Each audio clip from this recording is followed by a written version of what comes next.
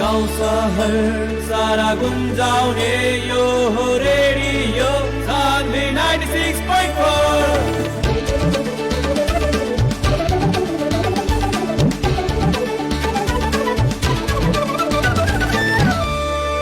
Radio Sandhi 96.4।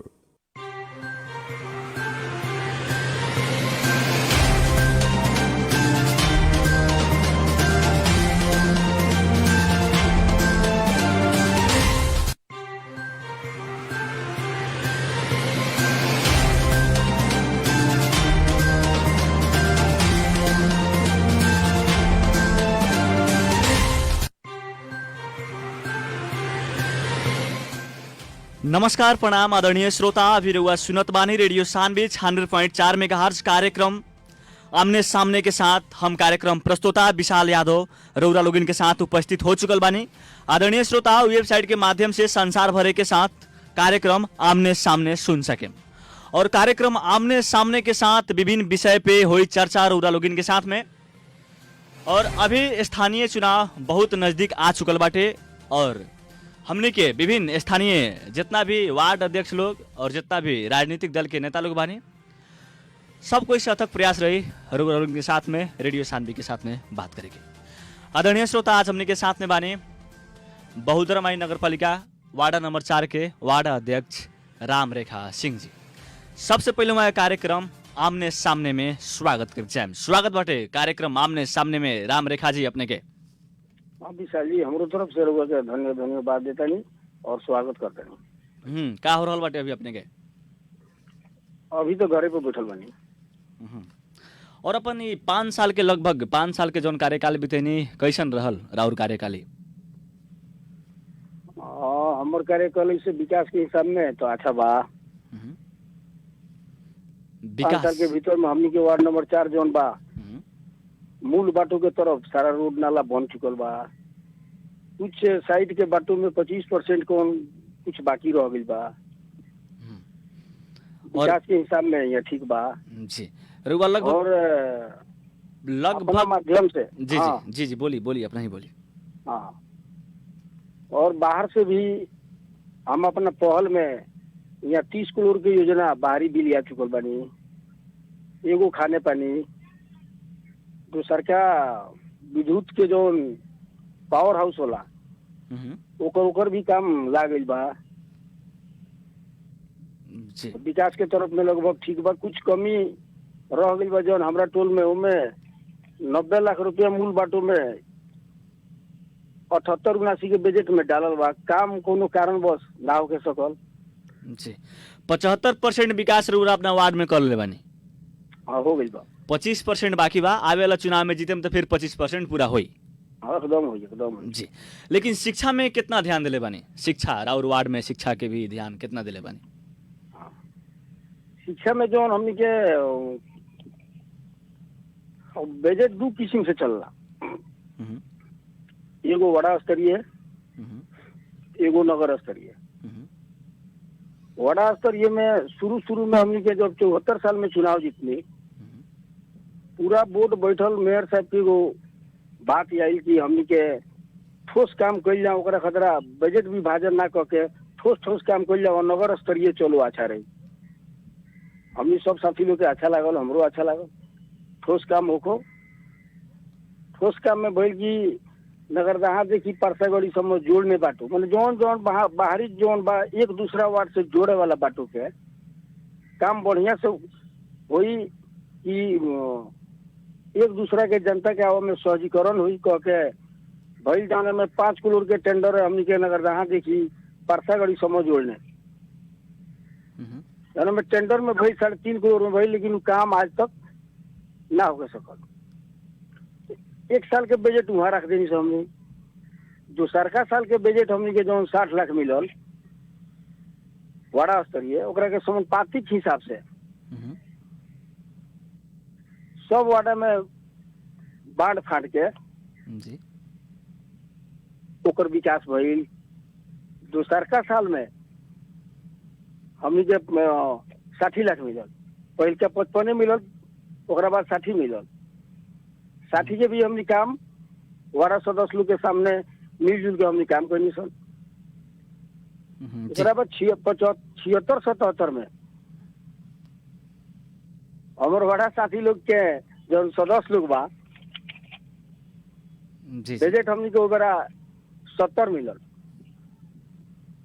70 वाला budget में बड़ा साथी लोग से हमने के बात भइल सदस्य लोग से कि जो हमने के एगो एकरा के वाला नहीं एगो वैसी दी मतलब योजना दी, योजना डाला जाओ नगर में।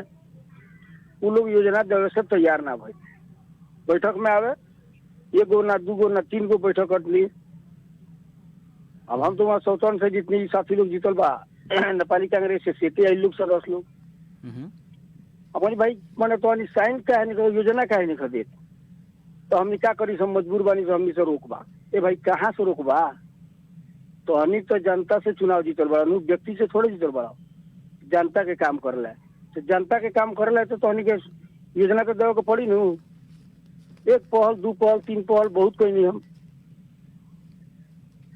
उ लोग पर कोनो ध्यान न दिलक कि ना हमने के दबाव हमने ना करम सर कितनो समझाई कि तोहनी फिर ध्यान जनता में जेबो कहे लड़ब तो जनता तो कही नहीं जो हम तोरा के विकास करे के भेजले बनी काम रोके के ना नू। जी जी जी खाइल रोकी ना मुखिया जी के खाइल रोकी काम तो ना रोके के पड़ल। कितनो कहला के बाद उ लोग समझे मेयर साहब से बातों के समय में तो राउत सदस्य रुआ मिलाई राउत काम तो मैं मेयर के दोस्त तो दिलों से ना बोल की राउत काम मिलाई भले और राजनीतिक दृष्टिकोण से बोले वाला बात तो कहिए पे करिए जे राउत काम हो। लेकिन सदस्य लोग केकरा कहे से ना पास करे सिर्फ कहे कि ना हमने के दबाव बा। अभी 78-79 के हिसाब में 70 मिलल बजट, सब वार्ड के बजट चलल, अभी 4 गो वार्ड के ना चलल। जी लेकिन सर जहाँ तक बात के लिए जौन रुआ अपन प्रश्नवाचक चिन्ह खड़ा करत बानी वार्ड सदस्य त केहू तो लेकिन ई बात तो रुआ जानत बानी और वार्ड सदस्य लोग जानत बानी, आम पब्लिक तो नहीं जानत ना। आम पब्लिक के मालूम बानू लेकिन आम पब्लिक का काम होई आम पब्लिक वार्ड में नहीं तो सुनी ना जनता से छुपे वाला चीज थोड़े है। जी देखिए जहाँ तक देखल है आम पब्लिक रउरा वार्ड के पब्लिक लोग कहत बानी शिक्षा में कोनो विकास नहीं खे, स्वास्थ्य में कोनो विकास नहीं खे। जौन स्कूल पहले रामरेखा जी ना रहनी वार्ड अध्यक्ष जौन स्कूल जेंग रहे तो स्कूल अभी तक भी वही बाटे, स्वास्थ्य के भी व्यवस्था बाटे, कोनो ऐसा ना शिक्षा में प्रगति भइल बा ना स्वास्थ्य में प्रगति भइल बाटे। यहाँ तक हमने के लगे प्रश्नवाचक चिन्ह खड़ा होत बाटे। राउर वार्ड के आम जनता लोग बतावत बाने स्कूल जौन स्थिति में पहले रहे नु जी वो में झाड़ू भी ना लगे सके। 15 लाख बजट नगर के कूटनीतिक ढंग से नगर पालिका द्वारा हमारा वार्ड के तो बेचते ना चलन जी जी नगर पालिका द्वारा 15 लाख के बजट डाल के नीचे सब प्लस्तर भई में बजट मिलल ओकरा जो स्वास्थ्य बा फिर वो में कूटनीतिक ढंग से स्वास्थ्य में भी 15 लाख के बजट गई। 15 लाख के बजट से घर के मुरम्मत उरम्मत भइल, टंकी संकी लागल, इन्वर्टर लगौनी, ओमे का बीपी चेक करे वाला कुछ सामग्री भी कीन के हम देनी रुआ स्वास्थ्य कर्मी से पहले पूछी ना जी जी कि हमरा लगे आइल बा जौना में कैले बानी कि ना। स्कूल में बच्चा सबके 9-10 क्लास के किताब जो ना पुग रहे ओकरा किताब के बजट दे के किताब कीन के देनी तो कैसे हमने ही कैले। अब रह गए हमरा लगे नौकर चलाओ के तो बजट नहीं छन जौन बा उतना में कैले तो बानी जी। लेकिन नगर रुआ वार्ड जी जी बोले सबसे बड़ा विकास तो वह कहनी तो शिक्षा स्वास्थ्य बा। जब तक आदमी स्वस्थ बा एकदम ठीक बा और स्वस्थ आदमी हो गई तो परिवार के भी आफंत के भी तो बोझ बन जाये। तो सबसे बड़ा विकास स्वास्थ्य कृषि शिक्षा है। लेकिन फिर भी हमारा जो बजट मिली जौना में सदस्य साथी लोग बा वही मध्य में करे कूटनीतिक ढंग से 30 लाख तो नगर पालिका से दोनों मिलकर डालल बानू भइल बानू जी जी। और इस साल के बजट केंग बा, इस साल के बजट कितना चलल और कितना बाकी बा?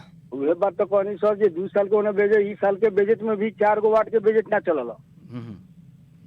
यहाँ तो 7 नंबर वार्ड में प्रभु पटेल वार्ड अध्यक्ष बड़ा तो नेपाली कांग्रेस से जीतल बड़ा उनका सदस्य भी जीतल बानू जी जी। वहाँ काहे ना चलल, हमारे तो सदस्य बागी रहे तो ना चलल। अब वहाँ ना चलल, नगरदाहा दिनेश यादव जी जीतल बानी वो ना चलल। कोने का हो वाड़ा से भी जीतल एगो जनता के अपेक्षा से जनता के ये चीज ओकर भी तो काम होगे के पड़ल नु। नेपाली कांग्रेस के 2 गो जीतल बालू दिनेश यादव जी से पूछी या प्रभु पटेल जी से पूछी कि राउर सदस्य और वो बोर्डे का हुआ राउरे जीतल बा का ना बोल हमर तो सदस्य वाला बागी बा लोग तो हमर नहीं खेलो मानत तो ना भई वो लोग के काहे रोका गई ई कहाँ से खेल बा केकर खेल बा एकरा वही से कहल जाला कि जौन आदमी बौद्धिक स्तर से आई जनता में वो जनता के मरम ना बुझे से जे आदमी राजनीतिक स्तर से आई वो बुझी अगर हमारे मेयर साहब चाहे हाकिम साहब विदुर सर जो हाकिम साहब आए 4 गो वार्ड के सीलिंग ना जाए 4 गो वार्ड के योजना ना जाए वहाँ नगर परिषद होके के नैतिकता बनते लोग है वो लोग से पूछे का पड़ल जो कौन नैतिकता के आधार पर रउआ नगर परिषद करौनी जहाँ 4 गो वार्ड के सीलिंग ना गई 1 वार्ड के सीलिंग ना जाई तो नगर प्रमुख के और प्रशासकीय अधिकार बनता कि कम से कम समन्वय कराई सबके बोला के एक मैसेज जाई तो गलत जाई वो चीज वो लोग समन्वय कराओ के दायित्व बनता कि नहीं से बना देखल है तो परसा जिला में सबसे अगर देखल है तो सबसे अगर माने जहाँ तक देखल है एगो अनियमितता तो हमनी के जहाँ तक लोकत बा कुछ वार्ड अध्यक्ष लोग कहत बानी कुछ वार्ड सदस्य लोग हमनी के नगर पालिका पर ही दोष देत बानी जैसे मेयर साहब पर चाहे एने उन्हें अपन जिम्मेवार व्यक्ति बा नगर पालिका के वहाँ पर दोष देत बानी तो जौना बेरा मेयर साहब जब गलती करत बानी तो वो बेरा रउरा लोगन काहे चुपात बानी विरोध काहे नहीं करत हो बेरा बढ़िया बात हम विरोध कैले बानी नगर परिषद के किताब लेके देखी विरोध केंगे कइल जाला लंगावटा पहिर के मारामारी नाम कइल जाला राजनीतिक स्तर के लोग राजनीतिक ढंग से विरोध कर लेकिन रउरा पालिका के मेयर साहब तो आदमी वो पर तैयार रहे ने सुना जाओ ना विशाल बाबू सुना जाओ जी जी नगर पालिका में हम अकेले नगर परिषद विरोध कैले बानी ओमे के आवाज तो बाहर ना जाला ओमे के फेसबुक में तो बाहर ना जाला हम अकेले नगर सभा के विरोध कैले बानी अपन साइन भी नोट ऑफ डिसेंट लिखले बानी हमरा मंजूरी नहीं के अब रखे जहाँ 19 को वोट बा 4 आदमी साइन ना करे तब वो जरूर वो जानते नहीं कि चली विकास योजना ना रुकी चली कि ना चली नैतिकता का हम बात करें अगर नैतिकता रही तो ना चली सबके समेट के चलाओ के पड़ला सबके समेट के लेके चले के पड़ला जहाँ नैतिकता नाम के चीजें नहीं है तो विरोधे हम कहीं तो हम कैसन विरोध करें जी जी झगड़ा तो ना गारागारी जला तो ना जी और अब की बार के बाटे समय बहुत कम माम निकला गया पहले सुना जाओ सर जी नैतिकता विरोध कोई करी 19 को वोट में 4 गो ना करी तो वो नगर के एथी हुई लेकिन हाकिम साहब के या वहाँ के नेतृत्व बन रहे 4 वार्ड के सीलिंग नहीं वहाँ हमारा करे के ना मिली अब अगर योजना जो चलल बा नगर परिषद से क्या कहीं से तो कूटनीतिक ढंग से कम से कम वहाँ संघर्ष करके हम अपना वार्ड के बजट डलवा के नगर स्तरीय होकर चाहे वार्ड स्तरीय पैसा तो जनते के हुआ जी जी जी हमने के कथी अधिकारिक व्यक्ति हैं बिना वार्ड के एथी से कोनो चीज पास हुई चल भाई हमारा बजट ना मिले कोई बात नहीं कर नगर से मिल के यहाँ के जनता के विकास होके के चाहिए कह के हमार सोच रहे कोई में विकास हो जनता के चाहिए विकास ठेकेदार के चाहिए कथी 2 रुपया जी जी जी एकदम एकदम हम तो 2 रुपया के लोग में ना पड़नी टाइट ना भई कि हमरे तो हम ही चलाएं ठीक बा भाई तू ही कर लेकिन उतना योजना हमारा वार्ड खतरा डालो तो जनता के जो चाहिए विकास तो यहाँ भइल बानी जी और अब की बार के चुनाव के तैयारी में बानी की कैसन ना चुनाव के तैयारी के जो बात कहनी विशाल जी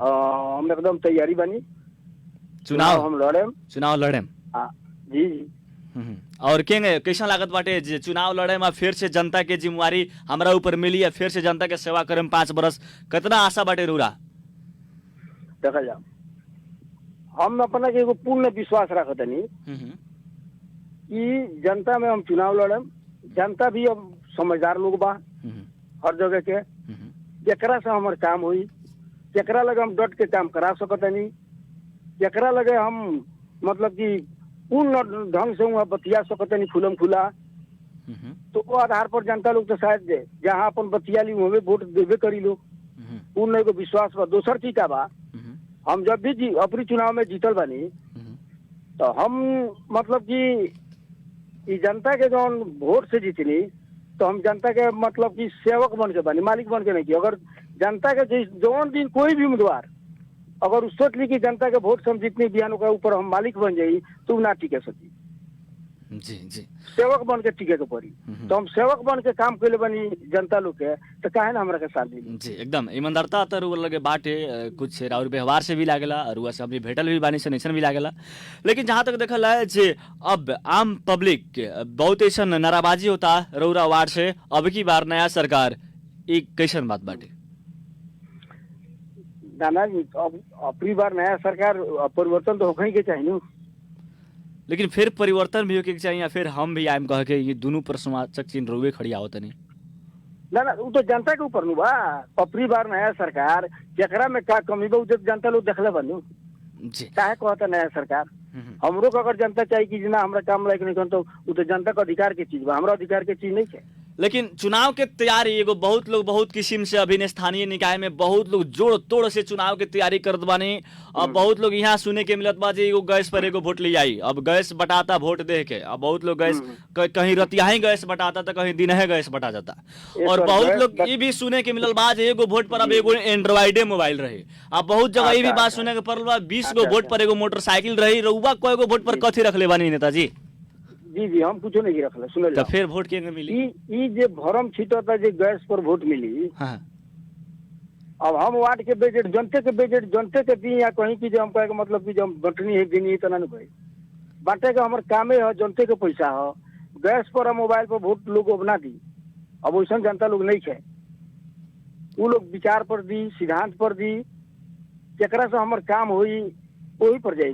गैस सिलेंडर तो अब बहुत बड़ा लोग देखनी बीरेगंज में लड़ रही हमनी के करीना बेगम जी, उनका सामने तो बहुत बड़ा लोग लड़ रहे हैं। तो क्या पैसा पर गैस पर चल गए जी।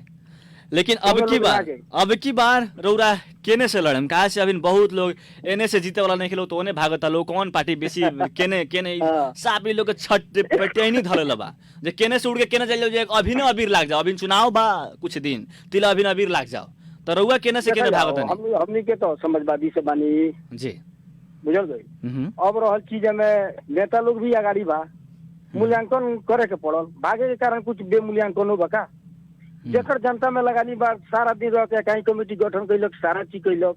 अब बिहान के दिन में सुने नहीं जो कहीं से 2 रुपया मिल जाए तो रुआ कोई सोनो आदमी के टिकट दी जनता के मन लायक आदमी ना मिलल तो ना भाई। स्थानीय में तो सबसे पहले ई टिकट सिस्टम रही के ना चाहिए। स्थानीय तो एगो स्वतंत्र चाहिए जे जनता लायक बाद जनता वो आदमी के अपन चुनी। रौरा वार्ड में कई गो वार्ड अध्यक्ष लड़े वाला बानी लोग स्वतंत्र लेके कहा से आजकल सारा कोई अब उम्मीदवारी कोई स्वतंत्र घोषणा करत बानी, कोई कोनो पार्टी से उम्मीदवारी घोषणा कर रहा बानी था। तो लगभग रौरा वार्ड में 10 गो 12 गो पुगल बानी लोग कि ना अभी वार्ड अध्यक्ष लोग? ना इतना तो हम नहीं जाना, हमें इतना जानते नहीं। अभी तक भीतरी काल लोग के मन में बा वो और लड़े वाला साथी लोग जाना। लेकिन ऐसे तो लोग था कि ये माले कांग्रेस समाजवादी एगो 3 गो जो पार्टी बड़ी तो 3 गो क्लियर है बा। रउरा तो क्लियर बानी नो? जी हम तो क्लियर बानी। माने अभी एने ओने भागे वाला सिस्टम नहीं रख ले रउआ? ना कैसे बात करते हैं? ना देखिए ना बहुदर माई नगर पालिका में हवा लागल बाटे। रउआ विभिन्न वार्ड में देखी जीता लोग एने से ओने करता लोग ई हवा लागी बा बहुदर माई नगर पालिका। बात भी एकदम ही बढ़िया बात बा, इसन होता बात एकदम ठीक बा। और जहाँ तक बात की कार्यक्रम का अंत में आ चुकल बानी सन वार्ड अध्यक्ष जी। और चुनाव के तैयारी तो निरंतर एकदम मेहनत के साथ में रउरा भी कर रहा बनी। जहाँ तक कहते हैं हम पैसा खर्चा ना करें, जनता मूल्यांकन करके हमरा के वोट दी। अगर हम बढ़िया काम के लोग हैं तो हमरा के वोट दी कह के। चलिए बढ़िया बात बाटे जी आगामी दिन में फिर से रउरा के जनता चुनो, अब बढ़िया देख के चुनो, अब रउरे के ना चुनो, अब जेकरा जे बढ़िया लागे ओकरा के चुनो। और ये कार्यक्रम के अंत में संपूर्ण अपन वाड़ावासी से का कहे के चाहे? हम अपना वाड़ावासी से मतलब कि सबसे पहले अपना 4 नंबर वार्ड के जितना जनता लोग बा, शिक्षा युवा बुद्धिजीवी जितना बा लोग, सब लोग में पहले हम अपन नमस्कार करें और वो लोग से रिक्वेस्ट करें कि रउआ लनी आवे वाला दिन में समर्थक करी। जे तरह 5 साल हम ईमानदारी पूर्वक कोई विपक्षी उंगली ना उठावे सकल कि और हम रेखा सिंह 10 रुपया खैले बड़न। वैसा दिन फिर आवेला चुनाव से बाद में कहीं हम आए तो वैसा दिन ना आवे देम। हम भी बुझल बानी जनता लोग के यहाँ के मरम कि जनता लोग वोट हमरा के लठैत होंगे, मतलब कि सवंगर आदमी होंगे, बरियार आदमी होंगे कह के नहीं दिले। एगो ईमानदार आदमी समझ के हमरा वार्ड के जनता लोग हमरा के वोट दिले बा। आ उ ईमानदारी जनता लोग के हम आज लेके वही हम भी बुझी नहीं जनता लोग के मरम कि हमरा के यहाँ के जितना जनता लोग बा वोट दिले बा हमारा ईमानदारी ऊपर। तो वही ईमानदारी हम बेची ना कह के जनता लोग के हम अपना ईमान विचार बचा के रखले बानी। आज तक अपनी ईमानदारी हम नहीं बेचले। ऐसे हमार पूर्ण विश्वास बा हमारा 4 नंबर वार्ड के युवा साथी, बुद्धिजीवी, शिक्षा प्रेमी जितना लोग बा, वृद्ध लोग, कि हमरा के फिर वहाँ सबन के मदद करें। हम वही नहीं वो लोग के ईमानदारी पूर्वक सेवा करें। हम सेवक बन के जीते नहीं, हम मालिक बन के ना जीते नहीं। जो मालिक बन के जीतेला वो एक दिन अपने आप वो साफ हो जाला जनता के नजर से। ऐसे हम जनता लोग के अपन कि 4 नंबर वार्ड के जनता लोग के उत्तरोत्तर प्रगति खतरा हम भगवान से प्रार्थना करते हैं कि हमारा 4 नंबर वार्ड में सब लोग शांतिपूर्ण बना के रहो। और चुनाव वाला दिन में जितना जनप्रतिनिधि साथी लोग लड़ता हम वो लोग से भी रिक्वेस्ट करते नहीं कि चुनाव के एगो दिन हो, चुनाव आई और वह घर घर वोट मांगे का अधिकार बा। हमारा भाई से मांगे, हमारा कोई दिक्कत नहीं है। उनका मन हुई तो दिए, ना मन हुई तो ना दिए, लेकिन एक आपस में मिल के वोट लड़ जाओ, जनता के दिल जीतल जाओ, झई झगड़ा के माहौल ना बनावल जाओ, ईमानदारी पूर्वक जनता पर छोड़ दिया। जनता जखरा के विश्वास करके मैंने छान लेता लोग वो सर्वोपरि जीत हो। जनते लोग पर ही मूल्यांकन करे के पड़ी। लेकिन कोई भी कहीं टीका टिप्पणी ना करके शांतिपूर्ण चुनाव बिता के गाला में गाला मिला के चुनाव लड़ जाओ। हर आदमी हर जगह जाके वोट मांगे का अधिकार बा, मांग सकता। वो आदमी के कोनो किस्म के जैसे हम कहता नहीं कि हमारा भाई ना हमारा परिवार में भी लोग आके वोट मांगे लड़े वाला बा, ओकरा मांगे का अधिकार बा। हम ओकरा खातिर स्वागत करम जरूर, आके मांग सकता नहीं। हम भी जहाँ जाते नहीं मांगे, जनता के मन चाहिए तो दिलो, ना चाहिए तो ना दिलो। जनता से कोनो किस्म के बैर विवाद ना करके वार्ड के अपना मतलब कि जे चुनाव के सफल पारल जाओ। तो के हमारा 4 नंबर वार्ड के संपूर्ण जनप्रतिनिधि साथी लोग के और जनता लोग के नमस्कार करके हम इतने ही तो अंत करते नहीं। जी धन्यवाद छोटे चार, नमस्कार। आदरणीय श्रोता, हमने के साथ में रहनी है बहुदरबाई नगर पालिका के वार्ड नंबर 4 के वार्ड अध्यक्ष राम रेखा सिंह जी और विभिन्न बात वहाँ के बतेनी है, शिक्षा से लेके जितना विकास से लेके जथी भी कैले बनी वहाँ के विभिन्न बात बतेनी है। आदरणीय श्रोता, अभी कार्यक्रम रेडियो सानवी के साथ में आमने सामने निरंतर रौरा लोगिन के साथ सुनते रहे, विभिन्न विषय वस्तु पर चर्चा होते रही। निर्धारित समय पर ध्यान देते, साथ में टिक सपोर्ट करके साथ देनी अनर्जित यादव जी, वहाँ के तहे दिल से धन्यवाद देते। हम कार्यक्रम प्रस्तुता कार्यक्रम आमने सामने से छूटे के चाहे सुनत रहे रेडियो सानवी 96.4 मेगाहर्ट्ज। नमस्कार, प्रणाम।